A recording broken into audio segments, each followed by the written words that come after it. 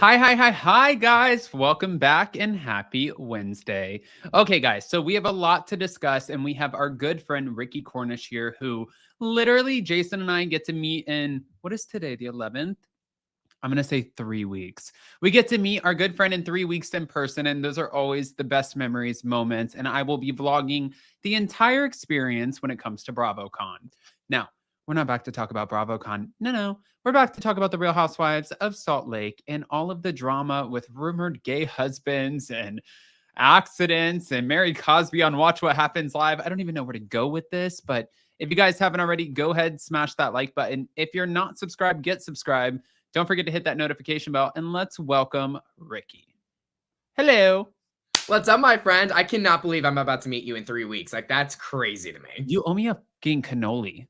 Girl, you owe me a cannoli. Are you kidding? I'm the one who put that in your mind. So when you come out here, you're taking me out to Italy, and we're gonna have a good time. Okay. Ricky, you might have a good reach, nice stretch, whatever. But you know what?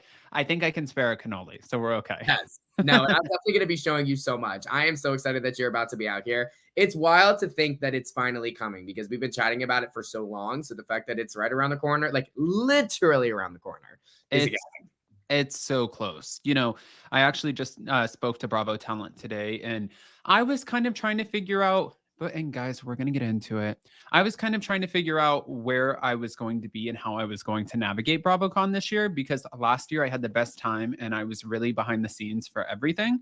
And this year, I think that it's going to be the best. And I'm so excited because my husband's going to be working. By the way, can I say something really quick? Yeah. I got a comment that said, Adam, stop mentioning your husband. You sound so desperate, like you are always constantly trying to defend your marriage. I'm like, kindly, bitch, shut up. No, girl, you got to stop paying attention to those haters. You know, they got nothing going on. Jason tells me the same thing. I'm like sitting here and I'm watching what's going on in the world and I don't want to get into it. But I'm like, there are so many other more important things that are happening. I don't owe anyone an explanation for that. Yet I'm sitting here speaking on it, which is what Jason's going to say after he watches this. But, you know, we are so excited.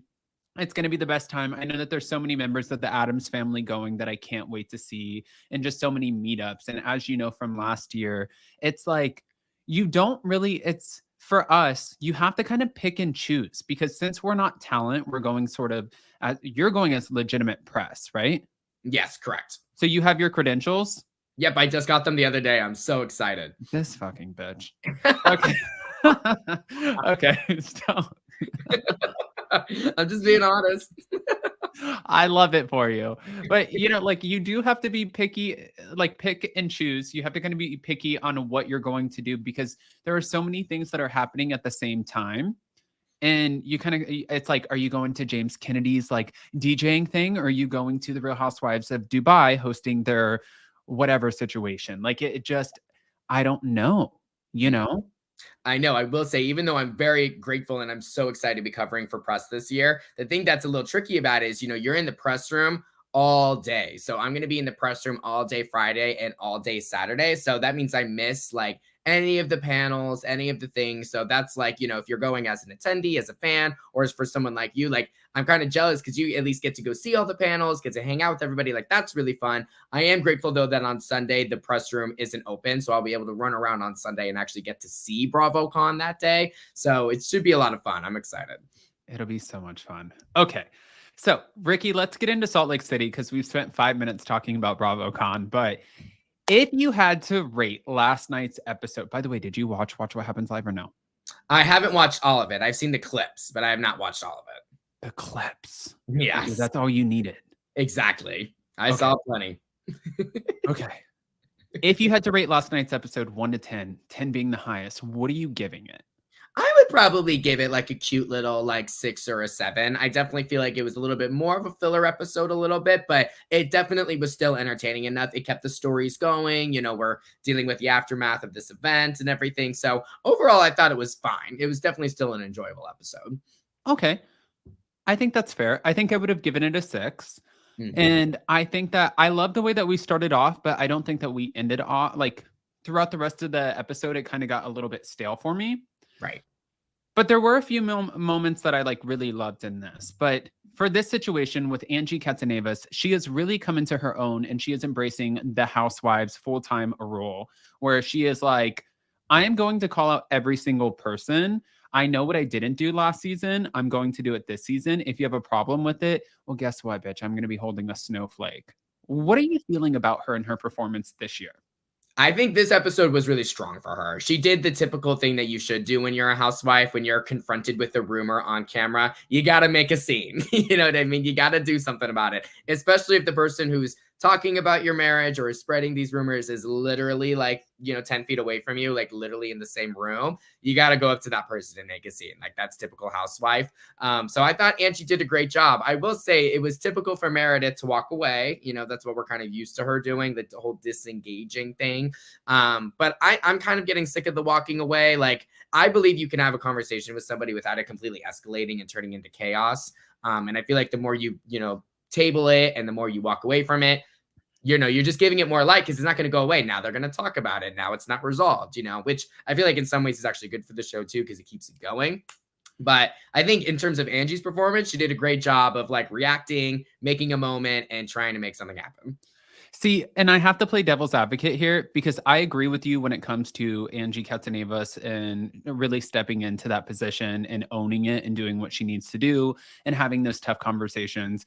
But for Meredith, I have to agree in the sense that if you come up to me and you call me out over a rumor that you think I said about your husband, and I told you I did not say that, but yes, I've heard rumors, which Heather Gay also said, of course I've heard rumors, but then you're going to say that I'm the one who's out here spreading my legs and hooking up with other people and cheating the entire time, like throughout the duration of my marriage.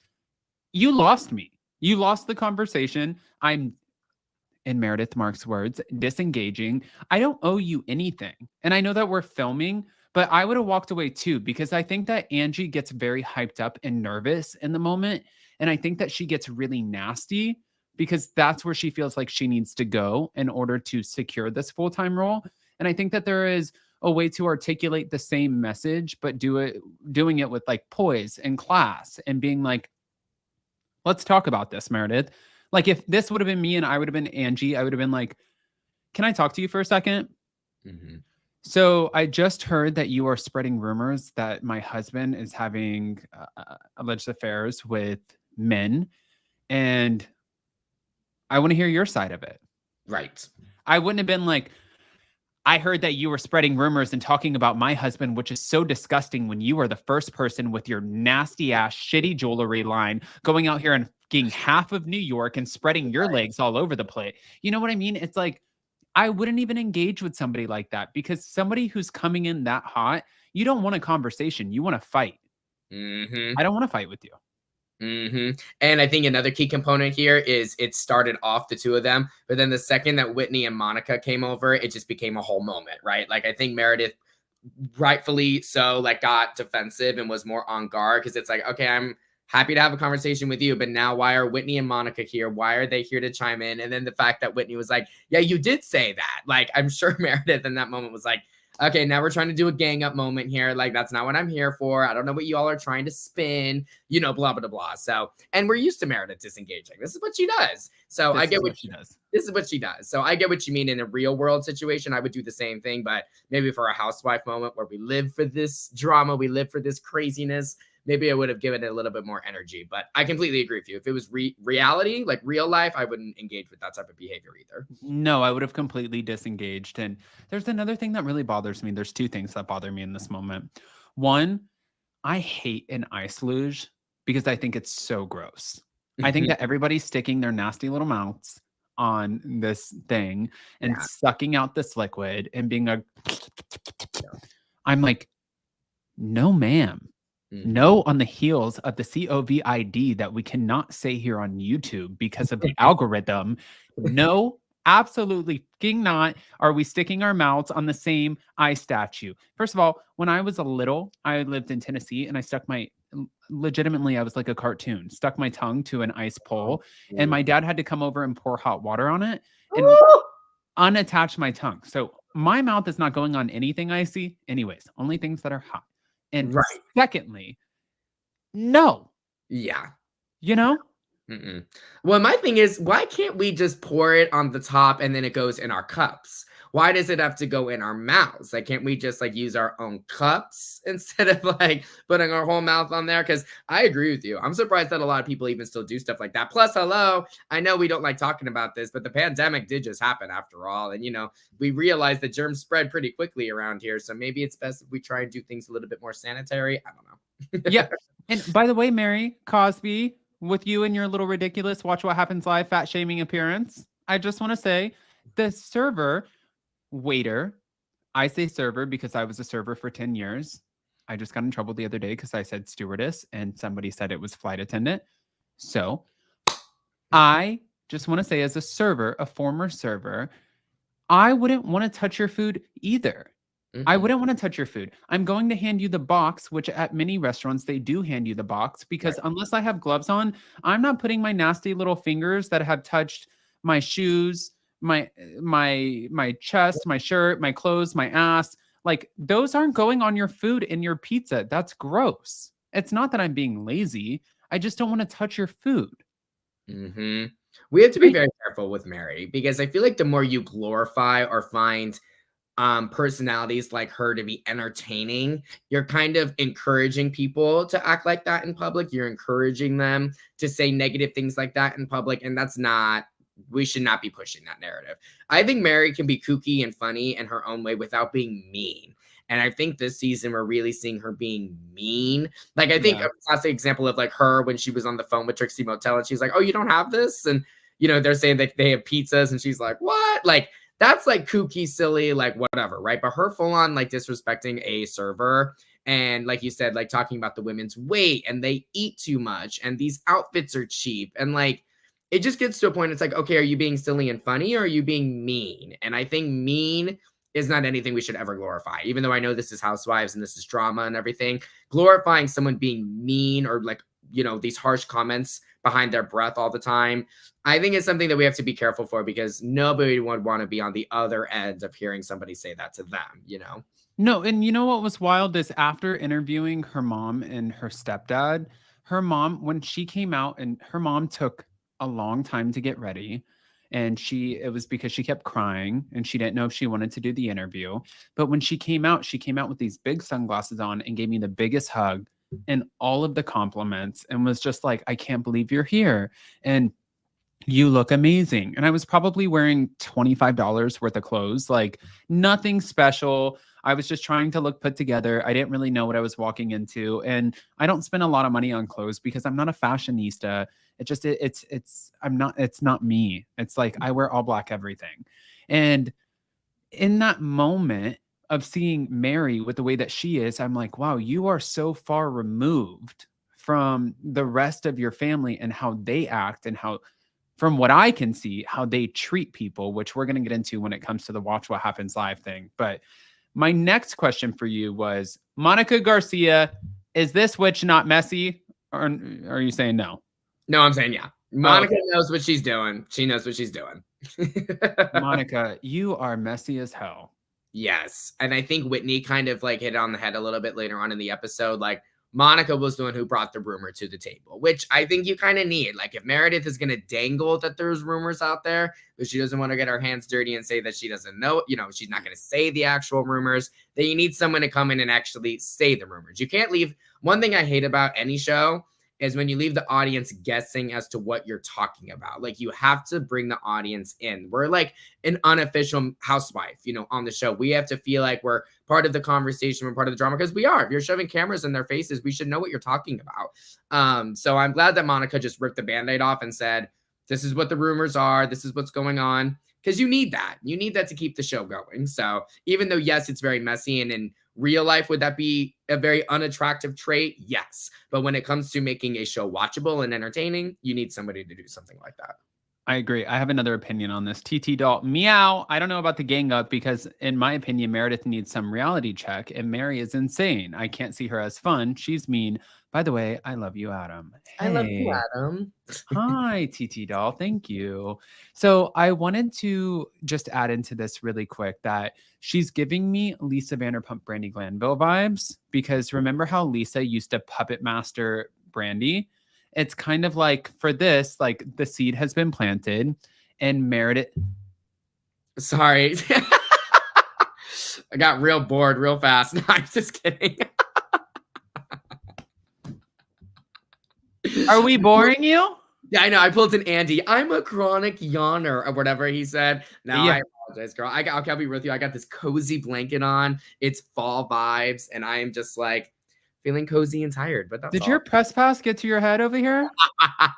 No, I'm grateful to be here, and I'm listening to every word. I promise. I'm just kidding. But it did give me puppet master vibes. That's what I was gonna say.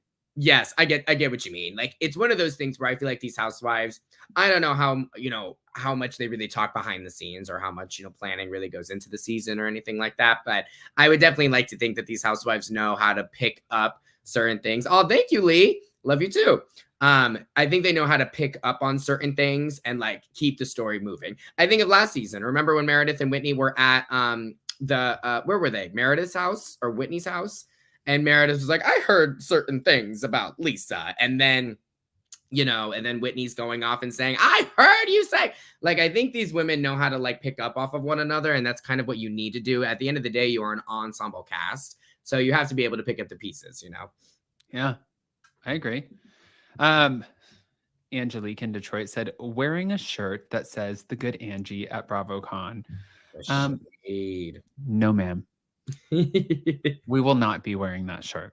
Yes. But I did actually, Angie told me that she was going to be watching and said that she hopes that we're saying good things about her. And I said, listen, I'll see you at BravoCon. Oh, not you dragging her. I didn't drag her. I said, I'll see you at BravoCon. I'm not giving you a pass. I'm so sick of giving everybody a pass. If I give everybody a pass, then I just look like I'm up everyone's ass. No, it's true.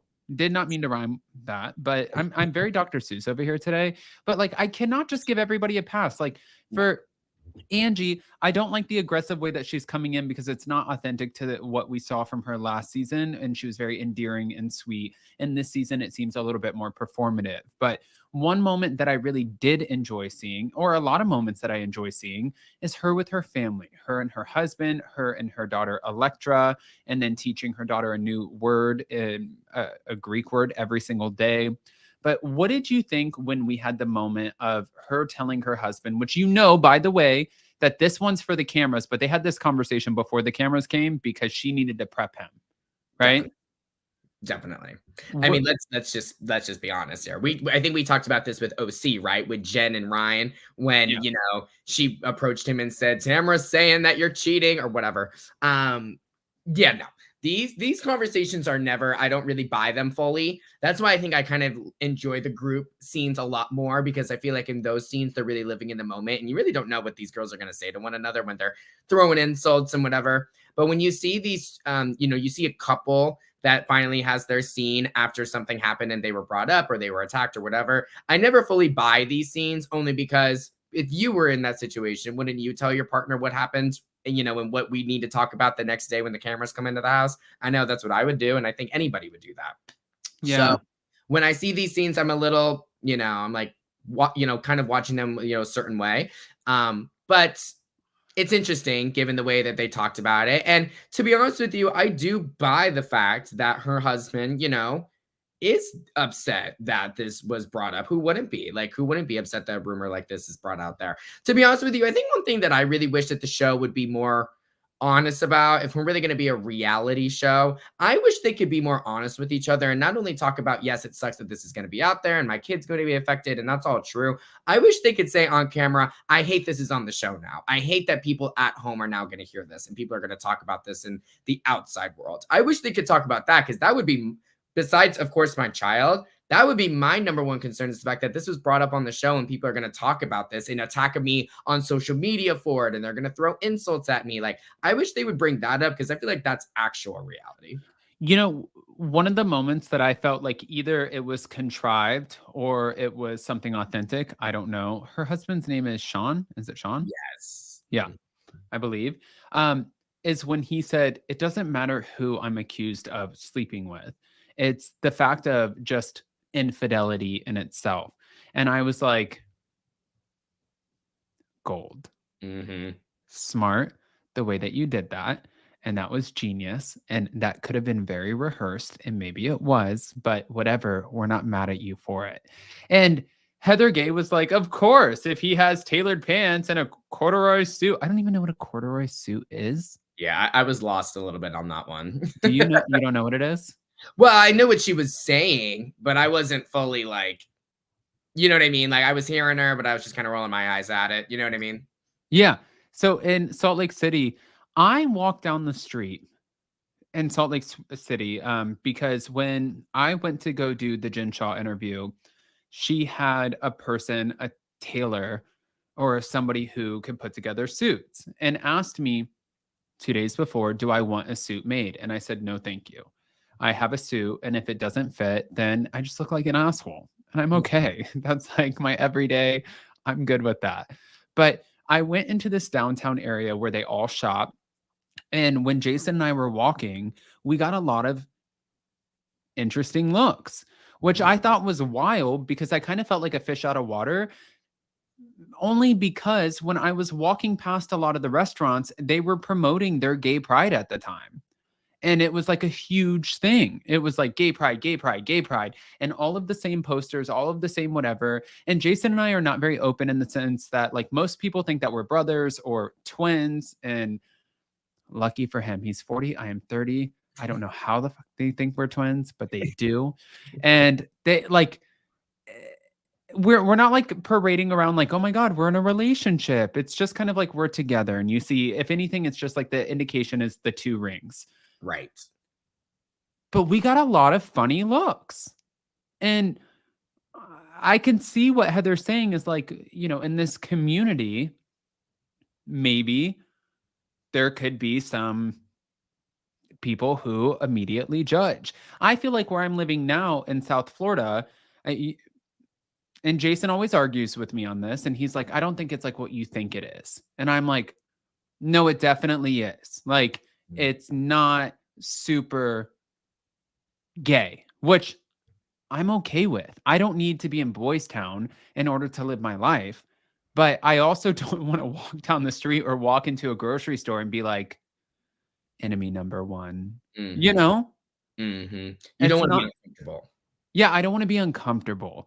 But on this whole situation with her husband, I did really feel bad for them, and I'm hearing that this wasn't the actual rumor that was going on. I'm hearing from behind the scenes that the rumor was actually pertaining to allegedly bad business practices, and it Uh, wasn't this specific thing, but I think we have to watch the rest of the season to see how this plays out. Interesting. Yeah, very, very interesting. And I will say, I was not personally that surprised when he mentioned that comment that you're talking about when he said it's not about being gay or straight, it's just the infidelity. Only because he said the exact same thing at Watch What Happens Live the week prior when Angie was the guest. Which makes sense. Like, you would say the same thing probably over and over if you were questioned about it constantly. So I'm glad that he not only said it on Watch What Happens Live at the time when he was first asked about it, he also said it on the show when it finally came time for him to talk about it on the show. So I agree with you. I think that was the best thing that he could have said regarding that situation. And I'm going to be very interested to kind of see how the season plays out, like where they're going to take this now, like where this goes. Like, is this going to be really one of the main storylines? Or as we even see later in the episode, does it kind of spark other problems in the group with, other people? Like, I don't know. It's going to be interesting to see. But I think so far, I think Angie and Sean have handled it very well. Yeah. And I think they have. I think they've handled it very well. And it'll be interesting to see where it takes the rest of the ladies. I think this is just a starting point. Okay. Mm-hmm. All right. We'll Mm. leave you and your cannolis alone over there in Vegas. All right. So moving on, the conversation, and I had a different perspective on this only because, Jason was raised with a Mormon parent and a Jewish parent, right? So I couldn't even imagine. I was raised with just two not very religious parents who were very vastly different. Mm. And in this moment, Jason was watching with me last night, and Lisa Barlow was talking to her son, Jack. When Right. she was talking to her son, she was explaining how, a lot of parents will try to convince their kids, bribe their kids, go on a mission. Heather Gay is all up in her shit and wants to know, why is your son going on this mission to promote this, like this lifestyle, this religion, this way of life, even more? Why? And she's like, I don't really want to answer those things to Heather Gay, but what I do want to say is, to my son, I am so proud of you. And I have to give her that, because I think that knowing my parents and knowing Jason's parents, no matter what you do as a kid, your parents are going to do their best to be proud of you. And I think that that is the exact practice that Lisa Barlow is exercising in this moment. But, girl, how do you talk about being a part of the Mormon church and you have never opened the Book of Mormon? What the fuck are you talking about? I was kind of Because gagged over that. huh? I was gagged over that too. Jason said that like I asked him, I said, have you read the Book of Mormon? He's like, we had to. Like, I can tell you the entire book. And I was like, and then Jack was saying, I'm reading it now and it's like this action-packed film. And I'm currently like reading it, but I'm not like, I don't know at all. And Jason said to me, he's like, I'm shocked by that, because you're about to go on a mission. And it's something where when you go on a mission, please, anyone who's Mormon, like, bear with me here. And Jason, don't rip my head off. What they do is, the head of the church, who I don't know the exact name of, they pick, let's say they pick out of a hat, theoretically. They pick where you're going. So it could be Portugal, it could be London, it could be Reno, Nevada, it could be Los Angeles, it could be Israel, it could be anywhere in the world. And that's where you're going. And then you have a couple weeks of prep time where they put you through classes to learn the certain language. That way you're able to articulate the message of the Book of Mormon and trying to tell people, why you should come to our faith, right? You already have a lot on your plate, let alone not actually having read the Book of Mormon. The fact that he was kind of taken aback by it, I was taken aback by the fact that he was taken aback. I'm like, oh no, that makes sense. It's like if you were trying to teach me math and you stopped at pre-algebra, which is kind of where I stopped, to be fair. Yeah, I was right. I'm right there with you. I'm right there with Jason. I was really surprised by that, because one thing I honestly didn't understand is I didn't really understand. I know that Lisa's Mormon, but I didn't understand her role in the Mormon church, just because, she owns a tequila company. She, drinks a lot of Diet Coke. She does a lot of whatever. And I know the other ladies like Heather and Whitney in the past have like challenged Lisa as to like, how Mormon are you really? Because you don't really follow a lot of the Mormon practices. So Yeah. I really wasn't sure where Lisa was with the whole Mormon thing. And then when it came to this season, and the fact that Jack decided to go on a mission on his own and didn't even tell Lisa or his dad in the beginning, I was even more confused. I was like, wait, he decided to go because I grew up with some Mormons in Vegas, and the way I understood it was like Jason's talking about, like raised reading the Book of Mormon. The parents are very involved with the process. They encourage their kids to go. So this felt very opposite of the fact that they were not pushing him. Last season, they were trying to send him to college, and he had no interest in going to college. So the fact that he then turned around and said, I actually want to go on a mission instead, and he began that process without even telling them.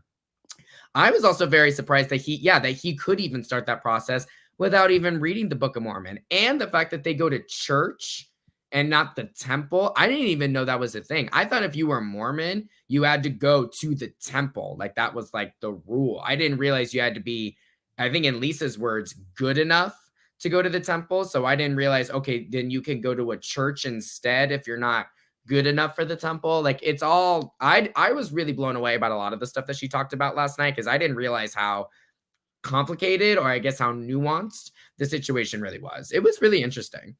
You know, when we went to Salt Lake City for our Jen Shaw interview, we ended up going, the temple was under construction, and I don't know if it is anymore, but there's a period of time, and Jason's in the live chat, so maybe he'll correct me on this, but there's a period of time where when it's under construction and when they're doing certain things that it's open to the public before it is officially closed off. And then that's when you have to be Mormon, and you get it, right?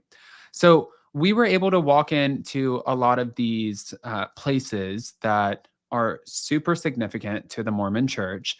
And when we did, as soon as we walked in, I had a hat on, and Jason's like, take that shit off. And I was like, oh, okay. And I came out looking like Johnny Bravo. Like I look like a freaking cockatoo, but I was okay with it. I was like, I just want to walk around and see. And these two girls walked up to us, and they had where they were from. One was from Mexico, and then one was from somewhere else. I don't remember exactly, but they were like, hi, can we help you with this, this, and this? And then every room that we walked into, there were always pairs of two. And I said to Jason, I said, I kind of feel like I'm like walking into a Macy's and like getting pitched on a sales floor. And he's like, do not be disrespectful. This is how it goes. And they're here, and part of their job and their mission is to share with you the information. That is what they're here for. And he really checked me really quickly. And I appreciated it, because someone not understanding, you don't know the significance behind it, but it made me really appreciate like being walked through and then understanding why there was two people in every room that I no longer needed to avoid, what the whole situation was. And now I get it. It doesn't mean that you necessarily want to be a part of anything. Right. But at least I think that there's a lot of power in understanding. Yes. And I'm honestly grateful when these housewives kind of tell us this stuff, only because I think it's very informative. I think it's very interesting. I think all of us have our own preconceived notions about anything that we're not personally involved with based on the little information that we really have. So I think it's best to go into these types of things open-minded. And I'm glad that Jason was there to kind of correct you and whatnot, because it's very easy to walk into those situations closed-minded and judgmental, but it really comes from a place of ignorance. You just don't know. And so as a result of you not knowing, you're quick to judge. But it's nice when you can kind of take a step back and be like, okay, let me like hear this out. And like you said, it doesn't mean you have to be full on committed to the cause. You can just come at it from a more interested state of being, and you want to be educated on it as opposed to judging it. So it's very interesting. And I know Jack is on the mission right now. I don't know where he went. Maybe they'll say that later in the season, but it's very interesting to me. Very interesting. Or they might not say it in order to protect him. True. Yeah, which totally makes sense too. I would love to know why he even decided to do it. And I can't wait to meet you, Jason. We're going to have so much fun. But I would love to know why he even decided to do it, because I know he was really against college, like we saw last season. So I wonder what made him want to do it. And also, you were so busy like pitching your business and trying to grow your business. I mean, same thing. I'm not against anything. I have gone through so many different, like in my 20s, I designed an app that was an all-inclusive video dating app. And then from there, I came up with a patent. From there, I wrote a book. And from there, I went to YouTube. Like, I think that we go through these different things and we try to figure out what sticks with us. And, it's a part of the journey. So I completely get that. But I would love to see an interview with him one day kind of explaining. And I'm curious to see if he ends up sticking with it. But what were your thoughts about Heather's conversation with Whitney, talking about why she is like annoyed with Whitney for not having a bigger stance on Jack's mission? It's a tricky situation. I think Heather is 100% projecting onto Lisa and her son, because we all know that Heather obviously has not had a good relationship with the Mormon church. She has had her problems with it. She was excommunicated, like all of that, right? And I think she really resented the way she was raised in a lot of ways. I think she doesn't like the way she was raised due to the Mormon practices and whatnot. So I think she's projecting a lot of that onto Lisa and Jack, and that's not fair. I think it's one thing if Heather wanted to sit them down and say, hey, I just want to let you know, I went on a mission, because I don't think Lisa has ever gone on a mission. Lisa is, I think, like a newer Mormon. So I think at the end of the day, Heather did as a kid. And I think she's just trying to be like, listen, I don't think you realize what you're getting yourself into here by sending Jack on this mission. It's a lot of work. It's a lot of commitment. It can be really hard on young people to go and do this. And especially depending on where they're sent, some of these people are sent to very dangerous places. And they not only have to live there, they have to knock on strangers' doors and try to convert them to Mormonism. I mean, it's like a real thing. So I get why Heather is concerned. I think the way she's going about it, though, is not necessarily the right way. I think she can definitely sit Lisa down and say, I am not trying to judge you or tell you what to do with your life or your son's life at all. I just want to let you know, as someone who has gone through this process and who did not have a good time doing it, I just want to give you my, just my 2 cents, just in case it helps you, figure out how you want to handle it as a mother. But at the end of the day, I don't want to judge you. I feel like she's coming across a little judgmental because not only is she asking hard questions at Lisa, but then she's also talking about it with Whitney. And then for Heather to be upset at Whitney for not saying anything, I think is a little silly. Like, it's really not Heather or Whitney's place to show their disdain. It's not your kid. It's not your kid. It's not your place to say that you don't approve of Lisa's choice to let Jack go on a mission. So I think I get why Heather would feel some type of way, but I think she's not handling it the right way. You know what, like, the best analogy I can give you to describe this is? It's like when you have a friend and you party with that friend for a long time and you have all of the fun and you go to the Abbey and you go to all these places and you're like, oh, hey. And then all of a sudden this friend is like, no, bitch, I am sober now.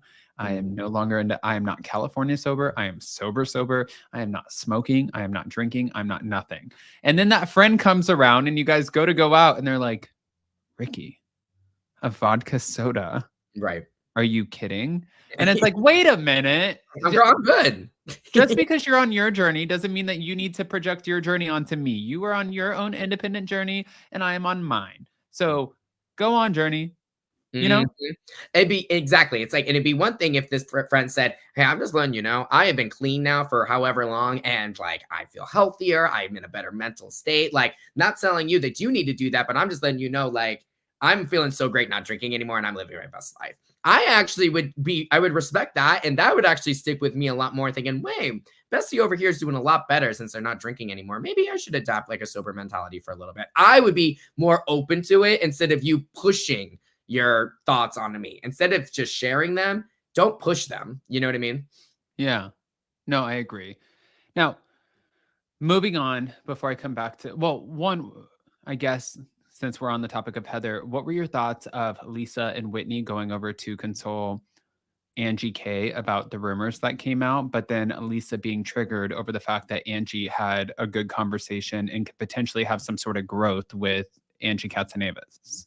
Right. First off, I just want to say Angie's house is so nice. Like, it looks gorgeous. That white marble. I'm just like, like, I just want to see her house. And I think they had a party last season or something. I think it was Coach Shaw's. I think it was Harlem Nights. Coach Shaw's birthday was there. Yeah. Yes. Yeah, that's a beautiful house. Just wanted to say that. I love her home. I thought it was sweet. I love that Lisa and Whitney went over to check on her and they had a little kiki and they could talk about it. I think Whitney and Lisa were really correct when they said, you're handling this very well. Because I think they really did expect to go over there and she would have been crying and she would have been all whatever. But Angie was very matter of fact about it. And I think she was handling it well. I will say, I think Whitney really did a good job. Like, okay, Lisa, I get it. Like, you're a little triggered and a little bothered by the fact that Angie and Heather are like starting to forge a little bit of a friendship, maybe. And you and Heather haven't been able to get to that step yet.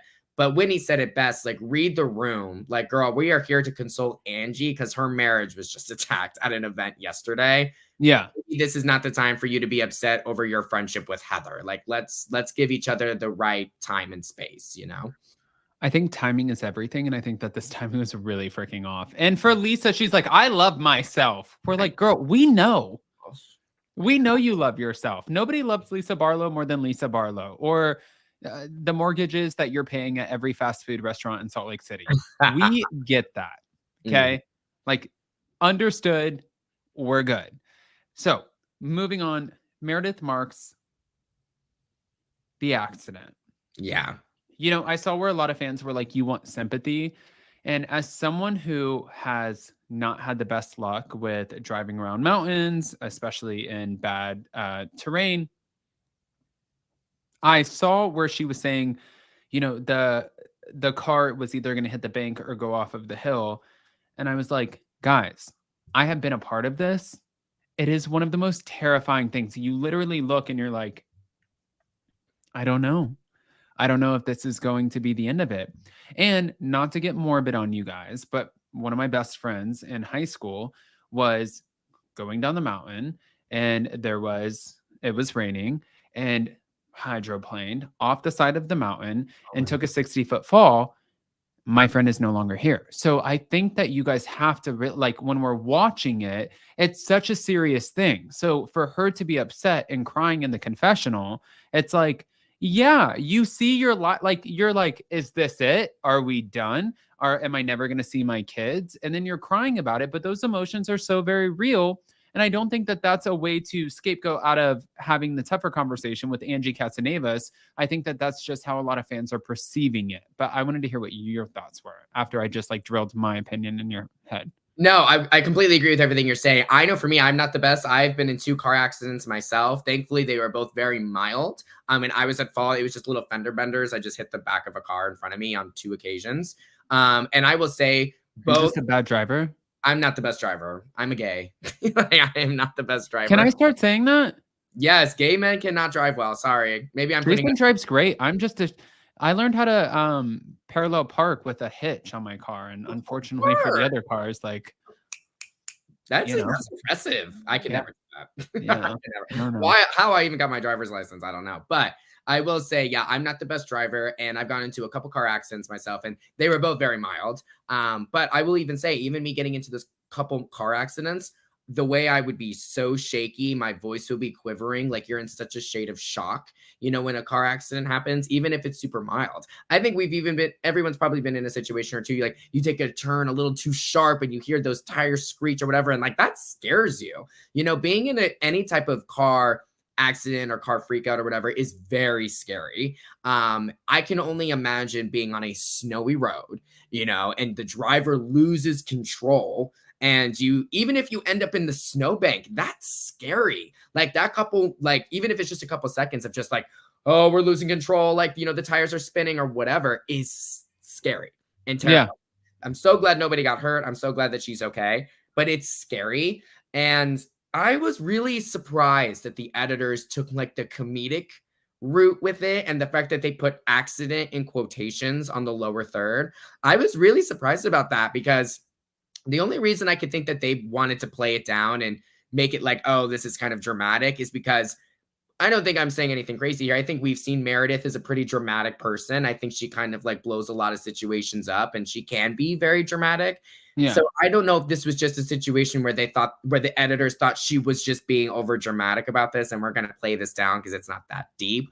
I think that's the only reason why I can think the editors would do that. Because other than that, I just really don't think car accidents are thinking we should ever like joke about or kind of think somebody's being dramatic about. Like, at least the way she described it, that sounds like a pretty terrifying situation to me. So, and she seemed pretty distraught talking about it. And then I don't know if you saw her tweet. She's been in a really horrible car accident in the past where she was projectiled out of a car and her friend passed away in that same car accident. So, let alone if the car accident itself was that severe, if you have been in a car accident before, you are very triggered. I know for me, even my little fender benders that I've gone into, I'm much more nervous driving now. Like if I get a little too close to a car, I start to freak out. When I'm driving down the freeway and cars are merging really fast, I get really nervous because, they get so close and everything. Like I'm more on edge when I drive now because of my car accidents, and mine were pretty mild. I can't even imagine being in Meredith's situation where you're projected out of a car and then your friend who was also in the car passed away. Any little car mishap will make you nervous after that. So I think the situation could have been handled a little bit more seriously. Yeah, I think that there have been a lot of editing things like snafus going on with Meredith, because anytime they're like Meredith said and you hear right in like the background, and it's like, I get it, it's editing, but a situation like this, like, I mean, guys, I can go down the list of just nasty accidents. And, my brother and I at one point said we need to get out of Florida, because I think collectively we can count on 2 hands how many friends that we lost during high school and all of the things. And it was so terrible. So it's something that I just don't ever want to downplay. No. But something that you can't downplay because it's just so obviously blatant right there in your face is this. Oh, Lord. The Watch What Happens Live situation. Mary. Now, I want to know what your thoughts are about Mary Cosby. Can I just go over a few things that happen on the Mary Cosby show of Watch What Happens Live? Because there Please. was a lot. Please do. All right. So we're going to start off with, because I know what the biggest one is that everybody, like people are actually saying like cancel her over one of them. But ZWay brought her a fish au filet. Yeah. I think that's called a fish au filet. Is it A fish fillet, like a fish fillet sandwich. Is it not a fish au filet? Oh, you know what? It might be. It might be. I don't know. To be honest with you, I have not eaten at McDonald's in a long time. And not that I don't have anything against it. The idea of getting fish from a McDonald's makes me nervous. So I've never ordered that. So maybe you call it a fish au filet, but I thought it was just like a fish fillet sandwich. Right. Well, ZWay tried to bring her one and she's like, here is your smash.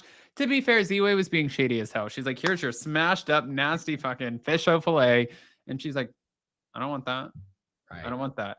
And Andy's like, you don't want this nice, gracious gift? And she was like, Andy, would you eat it? He said, if it was a cheeseburger, I would. And I thought that was comedy. Like, yeah. I enjoyed it, right? Yeah. The part that I didn't necessarily love was this moment. Yeah. Versace or Hibachi. So she was asked Versace or Hibachi in a game of Watch What Happens Live about Heather Gay's, well, she called it a corset, but it's a corset. And she was like, I think that Gucci corset is fake. Why do you think it's fake? Because I've never seen Gucci make a size 14 corset. Mary M. Cosby, you've already called this woman inbred and made fun of her chunky necklace and said she dresses like shit. And now you're fat shaming her? Like, what else do you want? You want to talk about her ass next?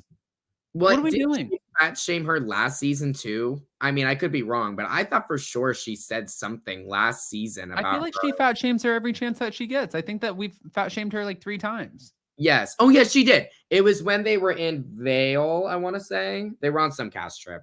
And she said something in Heather's chubby self. She said that. Yes. So she's fat shamed her a few times. Like, hello. I just don't understand it. I don't understand it. This was actually a situation where, you know how Mary will say things and it's almost like I don't think she realizes she's being offensive.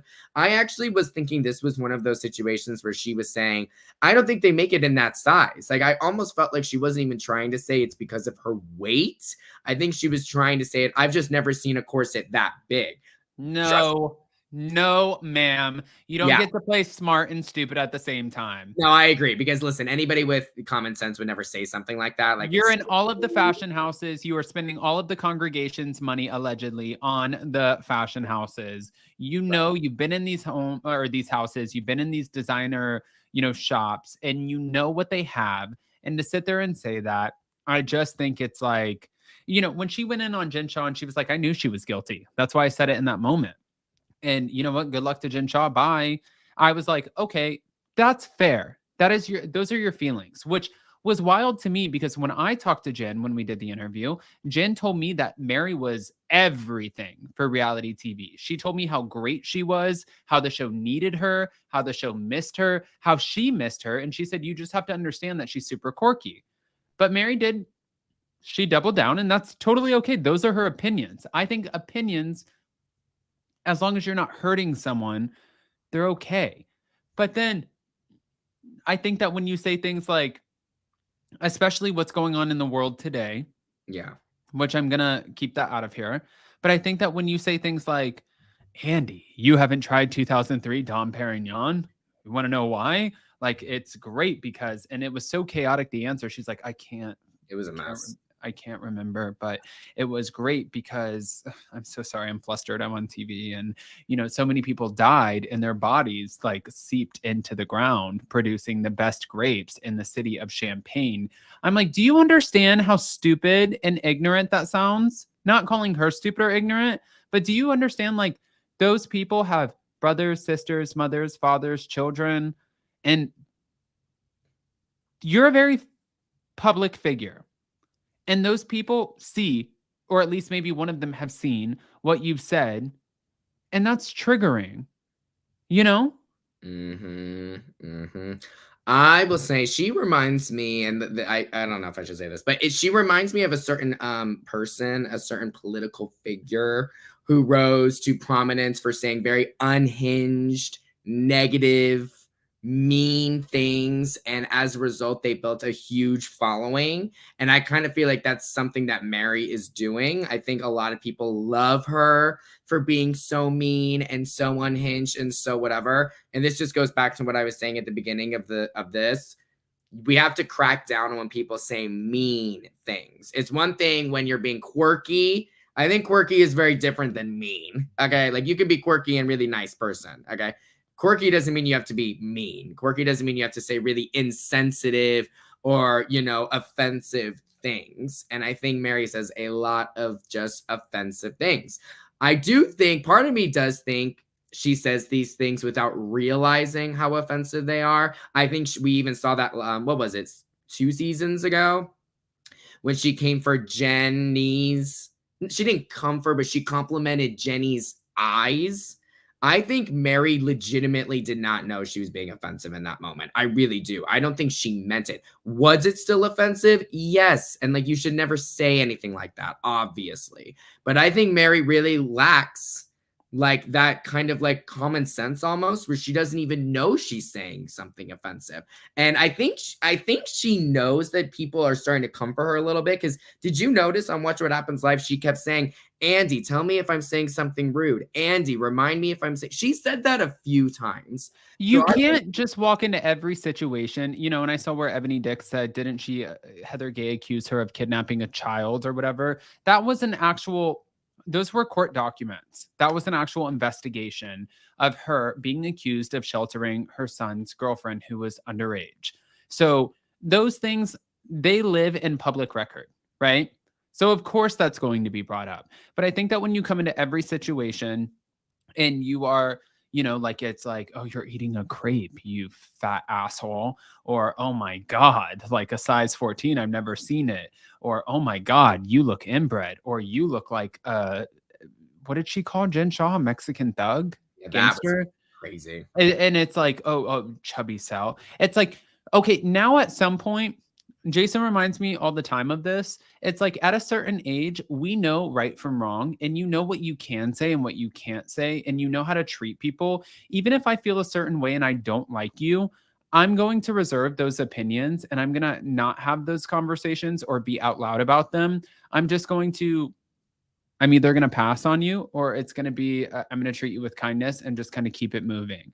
If I don't have anything nice to say to you, I'm just going to move it right along. I'm not going to say, oh, okay, what do you and your saggy ass have to say to me today? Like, yeah, no, you look inbred. No. It's like, you can't do that. And Mary does not get a pass on this. No. And then when you don't even know what the members of the congregation are doing, and you're calling your own members of the congregation sketchy, I was like, in that moment too, backtrack. So when I went to go interview her parents, I was riding around on one of those bird scooters, like the bird thing. And it was such a pain in the ass because I didn't have the app. I didn't know my password, whatever. So I finally got myself on a bird scooter. It is snowing outside, and I got in front of the church. I was taking photos, selfies, like take a picture, click, click. Hey, okay, here I am. And I'm taking photos in front of it. And this woman stops me and she said, "Excuse me, what are you doing?" And I said, "Oh my God, I'm a big fan of the show. And hi, this is wow. It's here. It's real. And I just wanted to take a picture." And the woman said to me, she said, "Oh, you're a fan of Mary's." And I was like, maybe. Yeah, sure. And from that, she said to me, she's like, something that's always stuck with me, and I've never changed the story. She was like, "Yes, we as a part of the congregation, we are right now trying to figure out the remodeling of it, but we hope one day that Mary will rise again." And I was like, what in the shit is that? I have never heard that before. Rise again. She doesn't need to rise. She's in her closet. Right. Guys, we don't need her to rise again. We can go knock on the door. She is right there in her closet. We can contact her. She's accessible. She is right there. But then to call the congregation sketchy and be like, right now we're under construction. You've been under construction since last February, which means February, March, April, May, June, February, March, April, May, June.